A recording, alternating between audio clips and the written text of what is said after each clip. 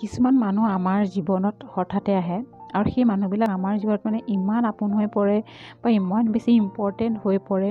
তেওঁলোকৰ লগত প্ৰত্যেকটো কথা শ্বেয়াৰ কৰা হয়, প্ৰত্যেকটো কথা ডিছকাছ কৰা হয়।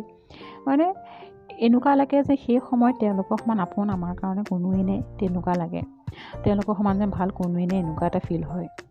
কিন্তু যেতিয়া তোমাৰ লগত সাধাৰণ অকণমানি কথা এটা লাগি তোমাক এনেকুৱা ধৰণৰ এভইড কৰিব, এনেকুৱা ধৰণৰ নেগলেক্ট কৰিব, এনেকুৱা ধৰণৰ ৰিয়েকশ্যন কৰিব যে তোমাৰ সমান বেয়া কোনোৱেই নাই।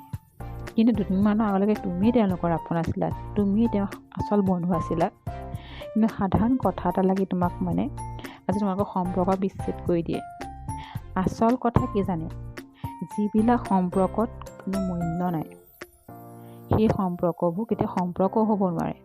হয়, কেতিয়াবা কিছুমান মানুহে আমাক ইম'চনেলি ব্লেকমেইল কৰিবলৈ এনেকুৱা ধৰণৰ কিছুমান বাক্য প্ৰয়োগ কৰে, যেনে এনেকুৱা ধৰণকৈ কয়, তুমি মোৰ আচল বন্ধু, তোমাক মই পাহৰিব নোৱাৰোঁ, তুমি মোক ইমান সহায় কৰিছা, তোমাক মই জীৱনভৰ পাহৰিব নোৱাৰোঁ, তুমিহে মোৰ আচল বন্ধু।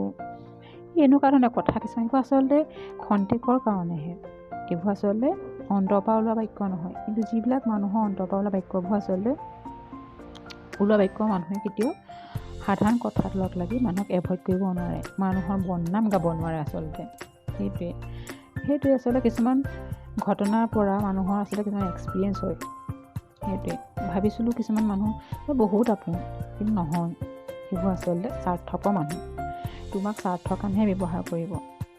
যদি সেই স্বাৰ্থ থকা কেইদিন যদি তুমি তেওঁলোকৰ লগত কিবা কথা তোমাৰ তেওঁ পচন্দ নহয় বা বেয়া পায়, লগালগ সম্পৰ্ক শেষ।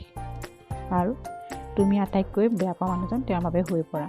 এইবোৰে আচলতে আজিকালি সম্পৰ্ক, এইখনেই সমাজ, আৰু এনেদৰেই সমাজখন চলি আছে।